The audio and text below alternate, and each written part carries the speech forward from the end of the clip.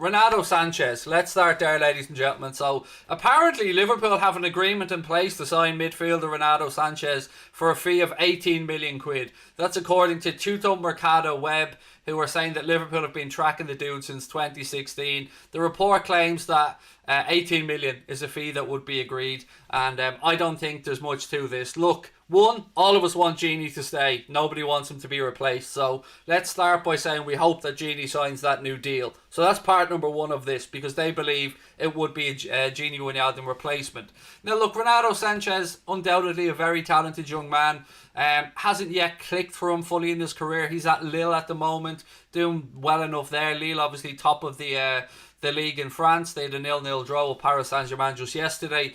But what I'm hearing, and the people that I've spoken to, suggest that if there is a move to be made for Renato Sanches, that move will most likely be Wolverhampton Wanderers that will be making the move. Obviously, you can join the dots there with the Portuguese connection. We have our own Portuguese connection, of course, with Pep Linders, but for me, Renato Sanches, if he does make a move, I can see that move being to Wolves and not to Liverpool. And I hope it doesn't happen for a couple of reasons, but the main one is that I want GINI Wijnaldum to sign a new deal to stay at Liverpool Football Club. Now, what I can also say to you guys is there will be a lot of stuff around the possibility of GINI moving on in January, and it won't happen. Even if GINI doesn't sign a new deal with the club, Jurgen Klopp will be keeping GINI Wijnaldum until the end of the season and his contract runs out. So I don't think there's any truth to this Renato Sanches stuff personally, but I do think he may well end up at Wolves. So definitely one to keep an eye on if you're just looking for somebody perhaps to come in to the Premier League. Big news actually on Origi. Now, I want to be very careful about what I say here. I've been telling you guys for quite a while that Divock Origi will look to engineer a move out of Liverpool Football Club in January because he wants to make the Belgium squad. He wants to impress Roberto Martinez and try and force his way into the Belgium Euro squad. He knows he's probably right down the pecking order at Liverpool, and I'm going to show Divock absolutely the respect that he deserves. But Connor informed me earlier on, and a lot of you guys might know, it looks like Divock Origi has removed everything to do with LFC from his profile on Twitter. At least that's what Connor had said to me earlier on. I don't know if there's going to be a change made there, but I really believe that we're going to see Divock Origi move, whether it be permanent or whether it be a loan deal with a view to buy. I can't say to you yet. I'm still looking to find that information out.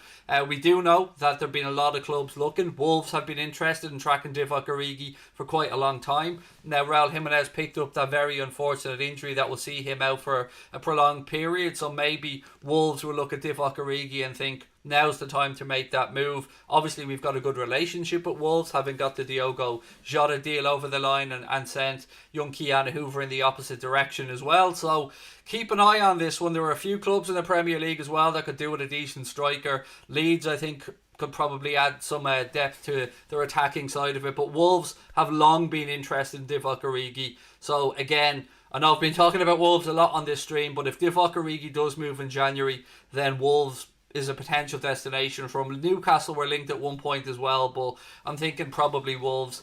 And then with regards from our side of it, if we were to move Origi on, what do you do? Do you go and look at somebody like Patson Daka? Do you keep the money in the bank and have a re-evaluation in the summer? Do you bring back Ryan Brewster? Do you trigger that clause? That would be what I'd love to see happen. I've always believed that Origi was sold that Brewster was sold because we couldn't get the fee we wanted for Origi. And I hope we bring Ryan back. But Patson Daka, that could be a good move in January. A lot of clubs monitoring him, of course, as well. So just want to keep an eye on, ladies and gentlemen. And look, the transfer news is coming thick and fast. There is another one. The Daily Mail are saying that Liverpool will move for Manuel Akanji of Borussia Dortmund if we can't get a deal for Dayot Upamecano of Leipzig. Now, we're not going to get a deal for Dayot Upamecano of Leipzig, and let me tell you why. Because we're playing Leipzig in the Champions League in February, and they're not going to want to sell to a club that are potentially going to knock them out of the competition. And also, Leipzig will be in a race for the Bundesliga as well. They know, and we know, that Dayot Upamecano has a release clause that kicks in next summer for 40 million. So I don't see the truth in the Upamecano stuff. I know a lot of people would want him to come in, but I don't think it's realistic. What we're hearing come out, though, is that Liverpool are looking for somebody ideally with experience in the Premier League. Now, Akanji, he's been a decent player, probably got a big future ahead of him. Anyone that's getting regular game time like that at Dortmund certainly deserves respect. I just don't know if there is much truth to the Akanji thing. I haven't had enough time to find out, ladies and gentlemen.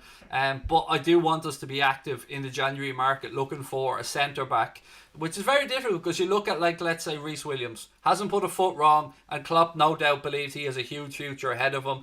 Billy Comedio as well. So you don't want to stop the youngsters coming through, but at the same time we're looking to defend our league title. We've got 2 central defenders out for pretty much the entire season, and we know that Joe Matip is prone to a little knock or two as well. So again, I think that one's no truth. Now, there's going to be a lot of me telling you I was right on this stream tonight, by the way. So don't, just bear with me. I'm not trying to brag.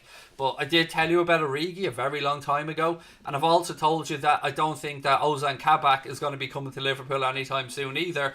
And the latest news to come out is that it looks like a deal could actually be agreed for Ozan Kabak to join AC Milan. I told you that they tried to sign him last summer. They had a bid of, I think it was around 12 million quid rejected.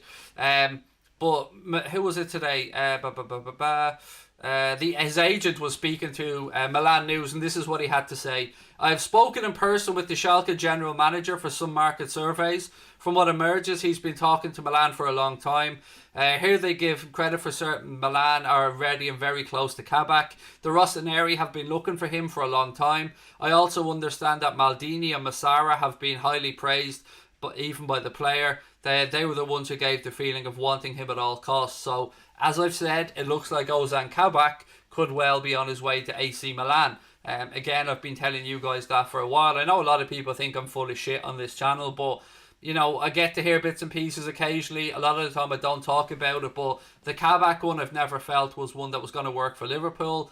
I didn't know enough about him as a player, but I did know that AC Milan were very interested in him. And again, the last piece of transfer gossip that I have for you guys to talk about today is that apparently Real Madrid have entered the race to sign Bissouma from Brighton. You might remember me saying to you a few days ago that Liverpool were linked with a double swoop for Brighton's Bissouma and of course Ben White. But again, another report has come out to suggest that Arsenal and Liverpool are also interested in Bissouma, but Real Madrid have now entered the marketplace looking for him. Apparently, Real Madrid boss Zinedine Zidane thinks that he'll be a cheaper alternative to the likes of Paul Pogba or Camavinga, who, by the way, I wouldn't mind at Liverpool. He joined Brighton for 15 million from Lille in 2018, and there's about 2.5 years left on his deal. So again, I don't know. Real will be linked with everyone. They were linked with Salah, blah blah blah. I don't know where they get the money from, but it could be something that might happen. So again, keep an eye on that one. That's pretty much it for me with regards to transfers on this one. So I'm going to go over to the chat now and see what everybody has to say and what you guys think. Subscriber Craig, some will steal your socks. Yeah, if anyone doesn't know what that is, he jumped into our stream one day and I said, "What? Tell people what to do." And he said, "Subscribe to the channel or I'll come and break into your house and steal your socks." I don't know what his fascination is with socks, but there you go.